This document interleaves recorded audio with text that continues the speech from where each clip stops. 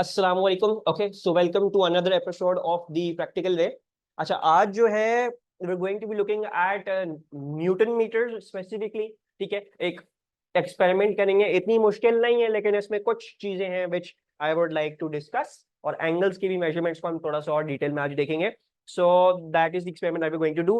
Paper number हमारा summer 2005, question paper 3 है। थोड़ा सा पुराना पेपर है, सो जो है वो क्या कहते हैं, बहुत ज्यादा इसकी मार्क्स पे फोकस नहीं करेंगे।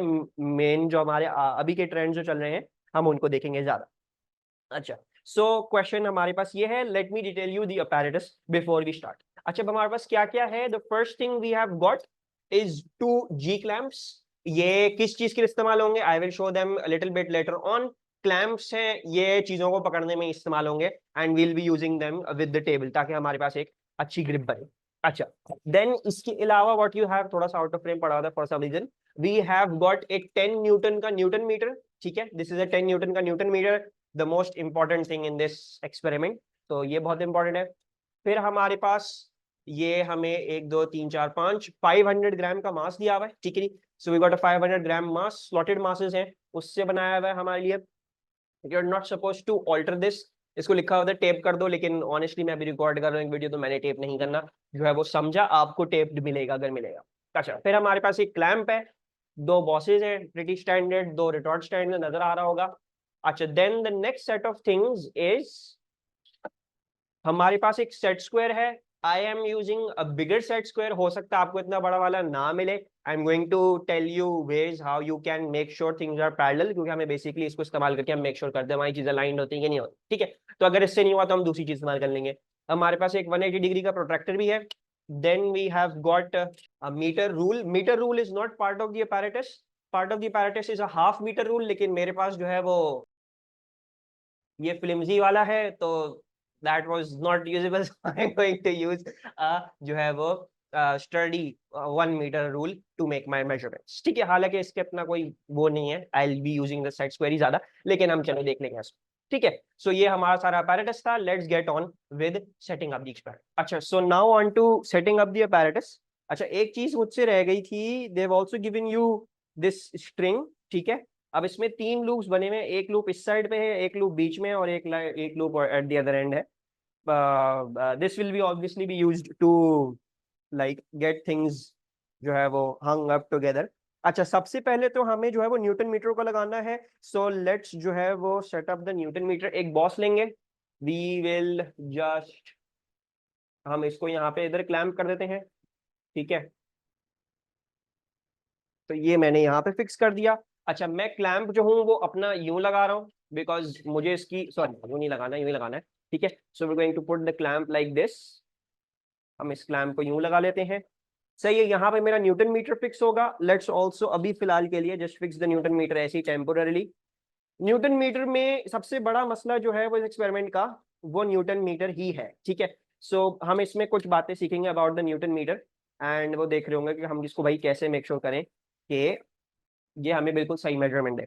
अच्छा, नेक्स्ट अब क्या है, हम इस वाले बॉस पे भी, इस पे भी बॉस लगा लेते हैं। They've given us one more extra boss, तो वो हम लगा लेते हैं इधर। ठीक है, ये मेरा आ गया बॉस। सही है, सो इतना तो हमारा हो गया। This is done. अच्छा, अब उसके बाद ये भी बोला हुआ है आपको कि भाई आप जी क्लैंप कर दो इन दोनों को। ठीक है, सो वो मैं अभी करके दिखाऊंगा क्लोजअप में। एंड जो है वो let's also assemble the rest of the things. अच्छा, सो अब जो है वो हमें इसको क्लैंप डाउन करना है। ठीक है, इंपॉर्टेंट स्टेप है, क्योंकि बाद में जब आप एड्रेस को कर रहे होगे चेंज, तो things do seem to be कि वो बहुत ज्यादा बॉबली रह रही हो। Just make sure you have a G clamp, your G clamp in place. अच्छा, अब जी क्लैंप को हम क्लैंप करने से पहले एक चीज मेक श्योर कर लेना कि तुम्हारी जो रिटॉर्ट स्टैंड्स है ना, वो एग्जैक्टली एक दूसरे के सामने हो। कोशिश करो, अगर टेबल में कोई ऐसी ग्रूव नजर आ रही है, कोई ऐसी लाइन नजर आ रही है, अगर पेंट ऐसे हो, जैसे मेरी टेबल में कुछ यहाँ पे ऑन द आउटस्कर्ट्स एक पेंट डाला हुआ है, सो आप just line it like that. ठीक है, इतना इंपॉर्टेंट नहीं है, बाद में स्ट्रिंग के साथ भी कर सकते हो लाइन वैसे तो, लेकिन फिर भी जस्ट मेक श्योर कि भाई रफली जो है वो आमने सामने हो, ताकि बाद में जी क्लैम्प को हमें बहुत ज्यादा नहीं करना पड़े। अच्छा, जी क्लैम्प कैसे लगता है, आई नीड टू जो है वो फिक्स दिस अलोंग। सो थोड़ा सा मैं इसको लूज करूंगा। ठीक है, I will fix that over here. अब ये थोड़ा सा सामने से आएगा view, and then you just tight it down.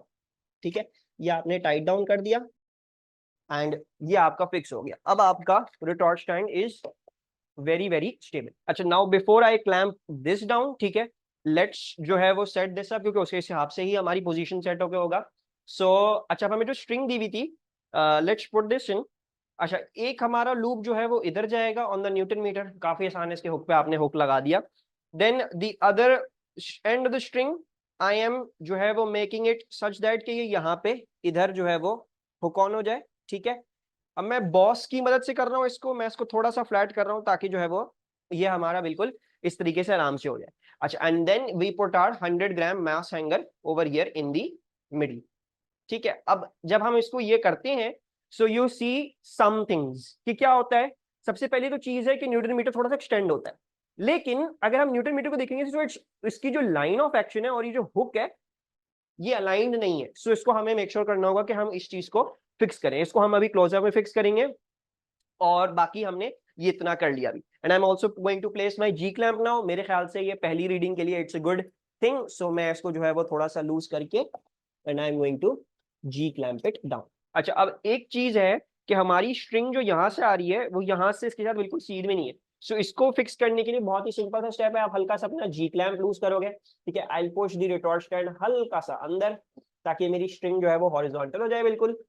और अभी मुझे मेरी स्ट्रिंग हॉरिजॉन्टल लग रही है, हल्की सी हम इसको कर लेते हैं और इसको मैं फिर वापस से जी क्लैंप। तो अब ये हमारा बिल्कुल पक्का हो गया, वी आर कंप्लीटली हॉरिजॉन्टल। दूसरी बात हमें ये मेक श्योर करना है कि हॉरिजॉन्टल हो, सो हम इसको जो है वो थोड़ा सा ऊपर कर लेंगे। एंड अभी फिलहाल हमें खुद से हॉरिजॉन्टल लग रहा है, लेकिन we are not going to focus on just our eyes, ठीक है। अब मैं इसको कैसे मेक श्योर करूं कि भाई ये पक्का पक्का बिल्कुल हॉरिजॉन्टल है। अब दो टेक्निक्स हैं इसकी, right. So technique number 1 is using the set square, ठीक है।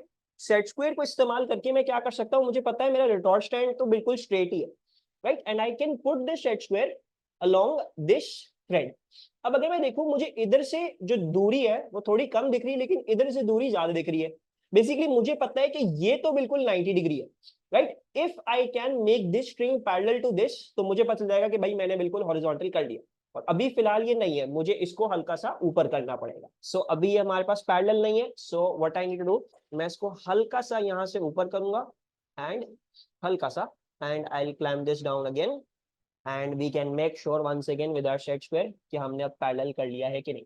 और अगर अब आप देखोगे तो आई सी कि भाई जो यहाँ पे जो मेरे पास जो इन दोनों के बीच में सेपरेशन है वो बिल्कुल सेम आ रही है, right. So this is most probably now horizontal. अच्छा, इसके अलावा एक और टेक्निक भी है। If you don't have that big of a square set square, so you can also use a metre rule. Metre rule वाली टेक्निक वही है जो मैंने आपके साथ पहले डिस्कस कर ली थी। You will see it straight on. आप ये देखोगे कि यहाँ पे जो रीडिंग आ रही है क्या वही रीडिंग यहाँ पे भी आ रही है, and so and so forth along the wire, right. So अगर अभी मेरे पास बिल्कुल स्ट्रेट मुझे नजर नहीं आएगा, but we are going to record it on the camera. So यहाँ पे जो भी रीडिंग आ रही है जस्ट मेक श्योर कि भाई ठीक है, क्या आगे भी यही रीडिंग आ रही है या यही, ठीक है। थोड़ा बहुत अगर डेसिमल प्लेस का फर्क है 0.1 0.2 का, तो कोई मसले की बात नहीं है, that is horizontal enough, but that is also another technique you can use. अच्छा, दूसरी चीज जो है यू कैन क्लियरली सी कि जो हुक की जो लाइन ऑफ एक्शन है वो यूं है, लेकिन this is something like this. तो ये दोनों अलाइन नहीं है, हमने इसको अलाइन भी करना है। इसको अलाइन कैसे करेंगे, I am just going to loosen the clamp a little bit और मैं इसके हुक को और इसकी इस चीज को अलाइन कर लूंगा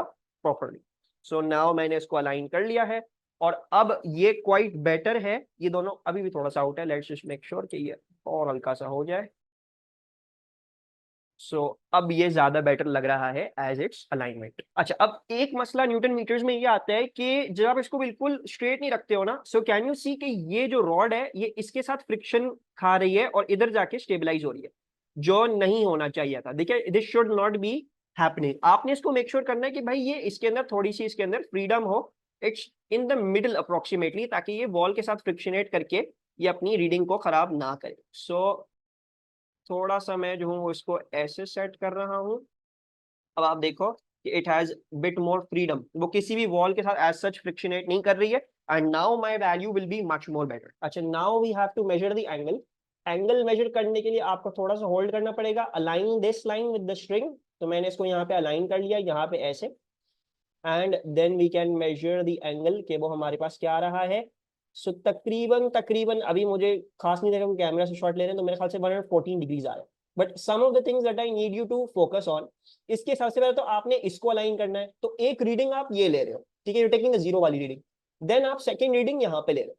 फर्दर मोर इसमें अगर देखोगे तो मुझे थोड़ा सा मसला होता है, मेरे हैंड्स वॉबल कर रहे हैं, right, so we will be taking all of this into account when we calculating the answer. अच्छा, इसके अलावा you also need to make sure, newton meter में एक मसला ये रहता है कि इसकी रीडिंग लेते हुए पैरेलक्स एरर बहुत आता है, so just make sure your eyes are head on straight onto the Newton meter, ठीक है, and we're going to record this value, so ये वैल्यू हमारे पास तकरीबन आ रही है 5 न्यूटन्स, ठीक है।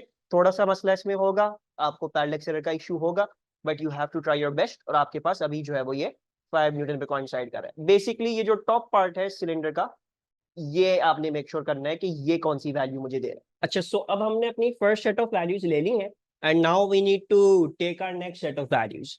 उसमें बोला हुआ है कि भाई इस बॉस को आप एडजस्ट करके, वन ऑफ द बॉस को एडजस्ट करके make sure it is always horizontal, और क्लैम्प्स के बीच में जो डिस्टेंस है, सॉरी रिटॉर्ट स्टैंड्स के बीच में जो डिस्टेंस है उसको ऑल्टर करके you can vary your experiment. अच्छा, अब सेंस क्या बनता है कि आप कौन सा जो है वो रिटॉर्ट स्टैंड आगे पीछे करोगे और फिर किसको ऑल्टर करा जाएगा। To me it makes more sense कि मैं इसको इन इट्स प्लेस रहने दूं, क्योंकि ये ऑलरेडी फर्मली फिक्स हो चुका है। इट इज लाइक कि अब हम इसको बदलेंगे, आगे पीछे करेंगे तो मसला बनेगा, so let it be fixed, मैं उसकी पोजीशन सिर्फ आगे पीछे करूंगा, ठीक है। दूसरी चीज जो है बॉस तो आराम से हम कर लेंगे उसको वेरी, एंड लास्टली हमें बस न्यूटन मीटर का मेक श्योर करना होगा कि भाई उसकी लाइन ऑफ एक्शन और वगैरह वो सेम हो रही हो, right. So I am just going to हल्का सा जो है मैं इसको लूज करूंगा, ठीक है, then I am going to pull my retort stand back, ठीक है, थोड़ा ज्यादा खींच लेते हैं ताकि वैल्यू में थोड़ा ज्यादा डिफरेंस आए, तो I am going to pull it at about somewhere over here. मैंने इतना इसको खींच लिया, ठीक है, फिर मैं इसको वापस से टाइट कर रहा हूँ, इतना मैंने कर लिया। अब नजर आ रहा है हमें कि ये पैरेलल नहीं है, तो दैट्स वन प्रॉब्लम। दूसरा, ये हमारा दोबारा से न्यूटन मीटर का आउट हो गया, so you will have to tilt your newton meter once again. अब इसको हम थोड़ा सा लूज करेंगे ताकि भाई इस पे से जो टेंशन है वो रिलीव हो जाए, तो वो हमने थोड़ी सी रिलीव कर ली है, ठीक है। वही चीज मेक श्योर फ्रिक्शन एट ना कर रहा हो अपनी ही वॉल्स के अगेंस्ट, तो will make sure of that, ठीक है।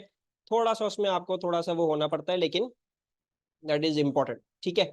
तो ये हो गया, हमारी लाइन ऑफ एक्शन भी बिल्कुल सीधी हो गई है, and then once again you need to make sure कि ये पैरेलल है कि नहीं। ऑब्वियसली डेफिनेटली अभी नजर आ रहा है कि अभी पैरेलल नहीं है, so I will just make it अंदाजे से थोड़ा सा ऊपर, फिर हम सेट स्क्वायर लगा के देखेंगे कि भाई क्या ये पैरेलल हो चुका है, और हल्का सा ऐसा लग रहा है कि ज्यादा ऊपर चला गया, तो I just make it come a little bit down, and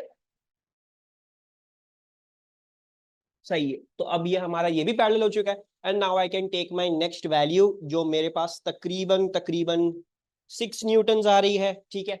always make sure you read off the measurement on the newton meter completely parallel, मतलब हेड ऑन देखना, पैरेलल एरर को अवॉइड करना, और फिर प्रोट्रैक्टर रख के you can always measure this, ठीक है। वही टेक्निक है, कहाँ पे अलाइन करना है वैसे ही अलाइन करना है जैसे मैं ऑलरेडी सिखा चुका हूँ, and you measure your angle whatever is coming out to be, ठीक है। बस मेक श्योर करना, क्योंकि जब तुम इसको और उधर की तरफ खींचते जाओगे, so if I make it go very very farther, अब एक मसला ये हो सकता है कि न्यूटन मीटर अपनी रेंज से बाहर निकल जाए, तो डेफिनेटली उसको मेक श्योर करना कि भाई वो अपनी रेंज में ही हो, उस चीज से बाहर ना जाए। दूसरी बात ये, जब इसको आप पुल आउट कर रहे हो तो you can see that the retort stand is going to topple, ठीक है। तो G clamp is very very important, ठीक है। बहुत ज्यादा लूज नहीं करना जी क्लैंप को, हल्का सा लूज करना रिटॉर्ट स्टैंड को खींच के, and then fix your G clamp back in place. आपने जी क्लैंप को टाइट कर देना है, मेक श्योर करना है आपकी स्ट्रिंग प्रॉपर्ली अलाइंड है, and then you just have to make sure कि आपका जो न्यूटन मीटर का जो एंगल है वो बिल्कुल सही हो, ठीक है। And that's pretty much it, and you would take your measurements like that.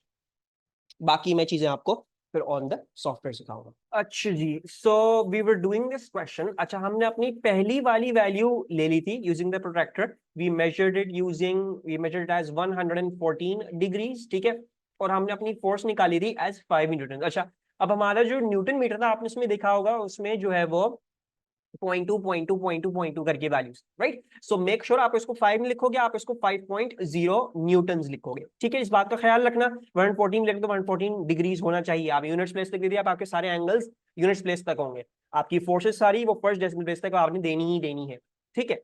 Then over here, this is the part that I want to specifically talk about. Determine the percentage uncertainty in the value of theta.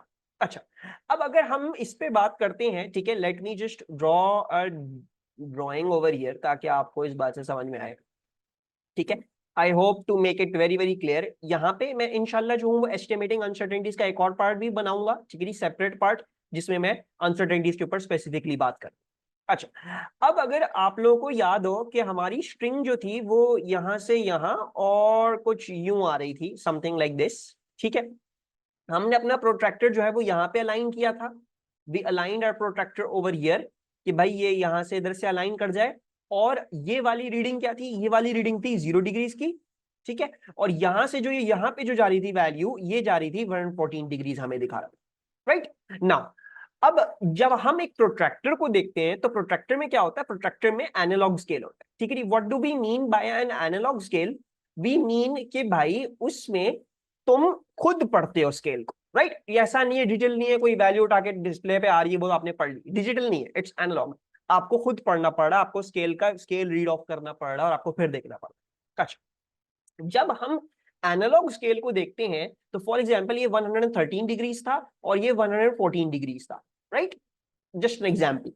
अब अगर तो for example string इनके बीच में आ रही होती, आप in your analogue apparatus यानी analogue scales में आप अनसर्टेनिटी ले सकते हो कि भाई यार ये आप ये जो है मेरे पास जो है वो 0.5 अनसर्टेनिटी आ रही है, it is somewhere in between over there. So basically जब हम एनालॉग स्केल्स रीड कर रहे होते हैं ना, तो इनकी जो अनसर्टेनिटी होती है, इनकी जो अनसर्टेनिटी होती है वो होती है हाफ स्मॉलेस्ट डिवीजन। यानी जो तुम्हारी स्मॉलेस्ट डिवीजन है उसको हाफ कर लोगे तो तुम्हारे पास इनकी अनसर्टेनिटी आ जाएगी। यानी 113 और 114 के बीच में 1 डिग्री का गैप है, 1 डिग्री में तुम हाफ कर दोगे, तुम 0.5 तक पढ़ सकते हो डिग्रीज को, ठीक है। हम लिखते नहीं है 0.5 तक, अभी मैं बताऊंगा क्यों, उसका कोई फायदा नहीं है, लेकिन हमारी अनसर्टेनिटी से ज्यादा निकलेगी फिर भी, लेकिन हम आधे तक देख सकते हैं वैल्यू सही तरीके से, ठीक है। So in an analog scale it is always half the smallest division. लेकिन यहां पे आपकी कैलकुलेशन खत्म नहीं होती, आप 0.5 डिग्रीज नहीं लिख के छोड़ दोगे इधर, यानी एब्सोल्यूट अनसर्टेनिटी में 0.5 डिग्रीज दी, ये नहीं, हमें इसके आगे भी थोड़ा और देखना पड़ेगा।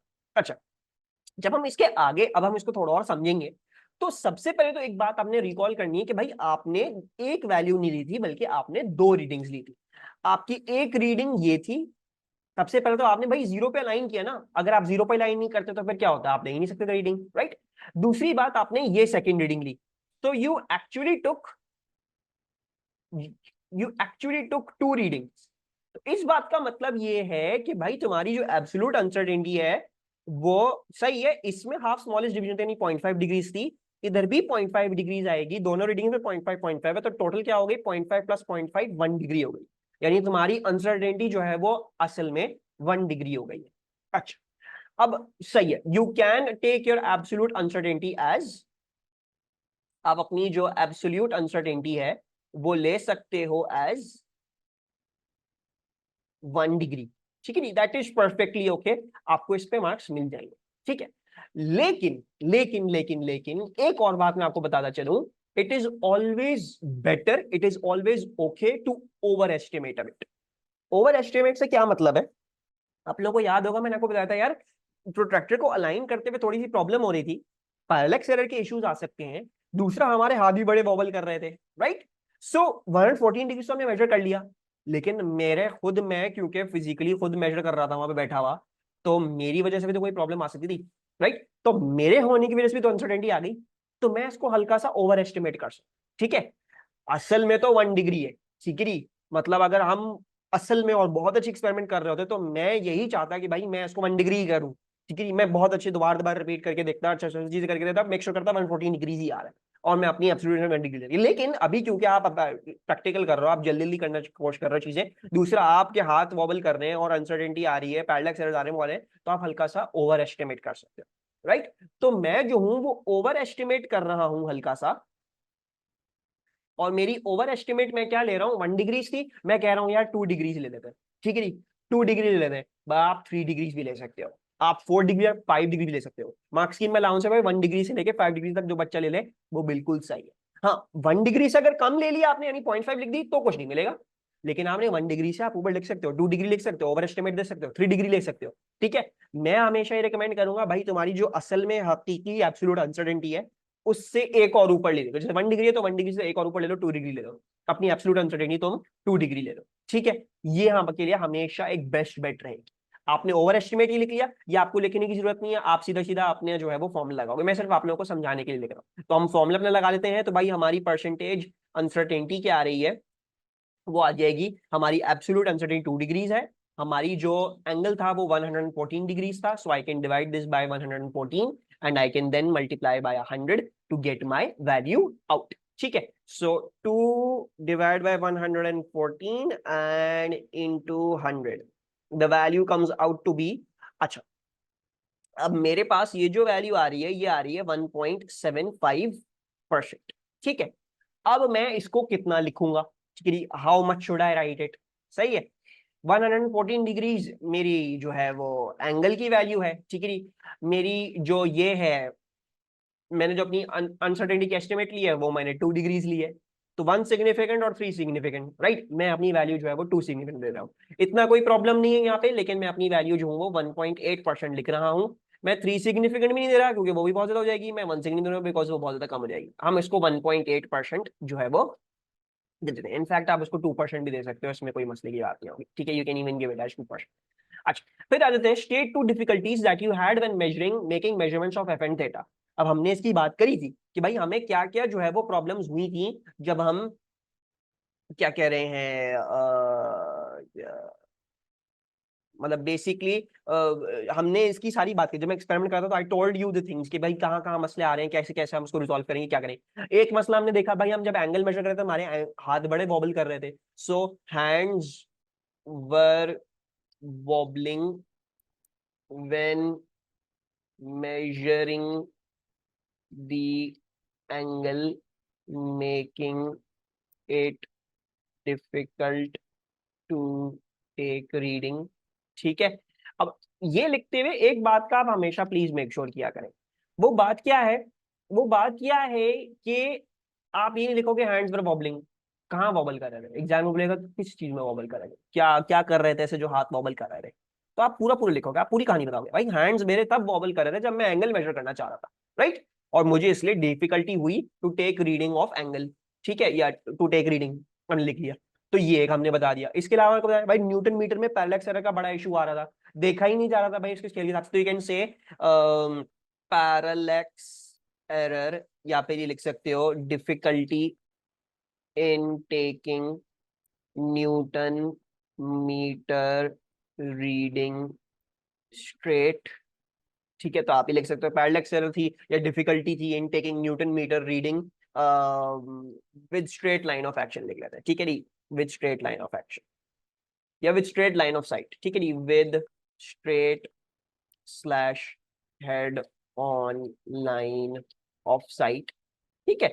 इसके अलावा भी आपको आए होंगे मसले मसाइल, हमने बात करी थी भाई न्यूटन मीटर की जो वो शाफ्ट थी, ठीक है, वो अपनी ही वॉल्स के अगेंस्ट फ्रिक्शन कर रही थी, राइट। तो आप ये लिख सकते हो भाई जो the shaft of the newton meter was itself in contact with the walls of the newton meter, therefore the reading was coming not coming out to be very very accurate, उसको हमने अकाउंट फॉर किया। अच्छा जब हम line of action, आपको याद होगा वो हुक और वो पैरेलल नहीं आ रहे, तो उसको भी अलाइन करने में, क्लैंपिंग करने में बड़ा मुश्किल हो रही थी, ठीक है। दूसरी बात, आप वो जो एक्सपेरिमेंट खुद करते तो आपको पता चलता है यार हम न्यूटन मीटर को ना बड़ा जोर से जो है वो क्लैम्प कर रहे थे, तो that could also be an issue, ठीक है, वो भी एक प्रॉब्लम हो सकती थी।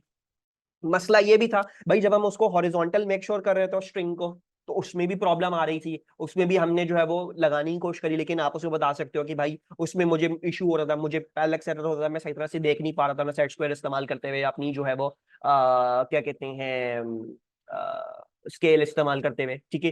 तो वो आप लिख सकते हो। अगर आपके प्रैक्टिकल सेंटर में फैन चल रहा है ऊपर से, आपकी स्ट्रिंग वॉबल कर जा रही है, आपसे कराई नहीं जा रही एक्सपेरिमेंट, तो आप वो भी लिख सकते हो कि भाई ऊपर से फैन चल रहा है या एयर कंडीशनर चल रहा था तो वो नहीं कर जाती हमसे, ठीक है। सो यू कैन जो है वो राइट ऑल ऑफ दिस, ठीक है, बस इतने काफी है। अब इनमें से आप खुद चूज कर लो कि भाई आप जो है वो कैसे क्या और कैसे नहीं लिखोगे, आपको कौन सी ज्यादा सही लग रही है क्या नहीं। आप ऑब्वियसली प्रैक्टिकल जब परफॉर्म करोगे तो आप साथ साथ देखोगे कि भाई क्या हो रहे हैं मसले मसाइल, लिख लिया करो कि मुझे इसमें इशू आ रहा है, इसमें इशू आ रहा है, इसमें इशू आ रहा है, क्वेश्चन को पढ़ लिया करो पहले से कि भाई ऐसे कोई क्वेश्चन है, फिर लिख लिया करो साथ भाई ये मसला आया, इसमें आया।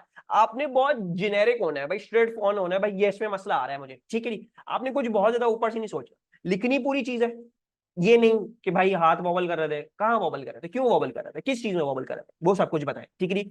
आप ये लिखोगे स्ट्रिंग हिल रही थी, क्यों हिल रही थी ये बताओ, ठीक है जी। So you have to make complete, आपने पूरा आर्ग्यूमेंट देना है कि भाई क्या होता है क्या नहीं। Then next up I think यहाँ तो ये खत्म हो गया, हमें फिर टेबल बनाना था। टेबल आसान है, मैं आपको ऑलरेडी बनाना सिखा चुका हूँ, कोई ऐसे मसले की बात नहीं है। हमेशा यूनिट्स लिखोगे 1/sin थीटा के कोई यूनिट्स नहीं होते, ठीक है जी। वो साइन थीटा के कोई यूनिट्स नहीं होते, 1/, नो यूनिट्स भी नो यूनिट्स हो जाएंगे, ठीक है। फिर आपने जो है वो क्या करा, आपने जो है वो अपना ग्राफ प्लॉट कर लिया, ठीक है। I have also already told you how to make your line of best fit and कैसे उस पे आपने जो है वो उसको मेक श्योर करना है आपकी प्रॉपर आ रही है, क्या हो रहा है, प्लॉटिंग कैसे करनी कैसे नहीं करनी। सो ये हम डिस्कस कर चुके हैं ऑलरेडी इन पहले की वीडियोस, तो मैं इस पे नहीं करूंगा, मैं इनके सेपरेट स्टैंड अलोन पार्ट्स बनाऊंगा इंशाल्लाह जरूर, ग्राफिंग के, प्लॉटिंग द पॉइंट्स और सब चीजों के, ताकि you all have separate videos भी as well, if you want to just focus on that तो आप वो भी देख सको, ठीक है।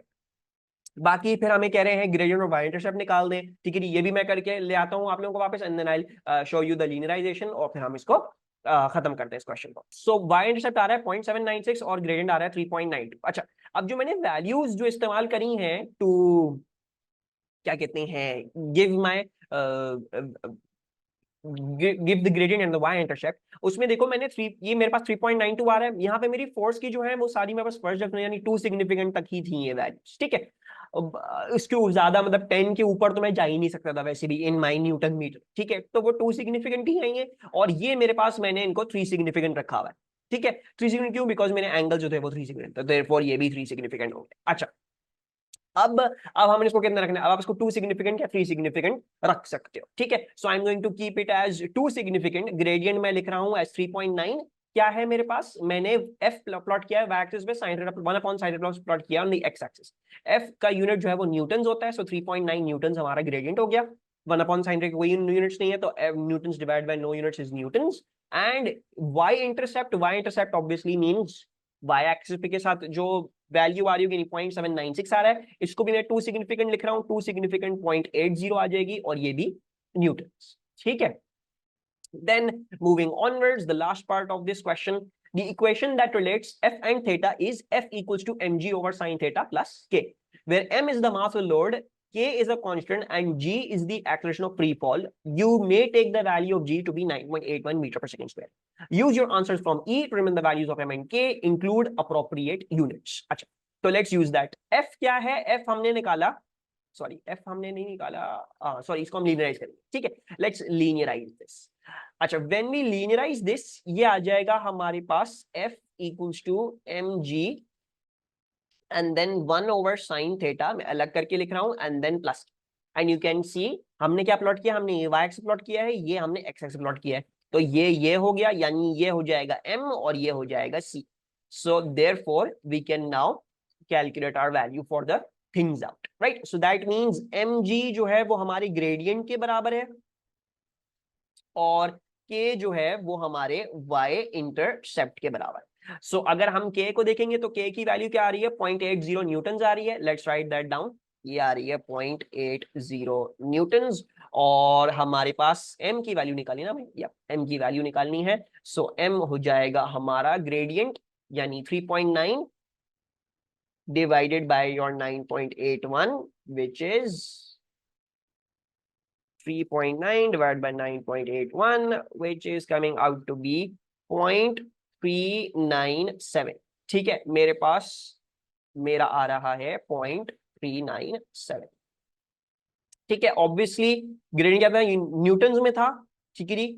और जी क्या होती है, एक्सेलरेशन ऑफ फ्री फॉल होती है, मीटर पर सेकंड स्क्वायर होती है। लेकिन दूसरा तरीका क्या होता है इसको लिखने का, तरीका होता है न्यूटन पर केजी लिखो, ठीक है जी। You can write it as newton पर kg, because force divided by mass is acceleration, right? So therefore newton cancel, और ये kg आना चाहिए, right? तो हमारे पास kg ही आ रहा है, and I am getting the value as 0.397 kg, ठीक है। इसको हम क्या कर लेते हैं,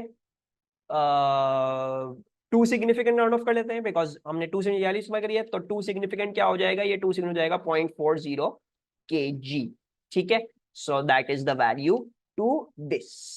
चलो, यहां पे हम इसको खत्म करते हैं। I will see you all later. अल्लाह हाफिज।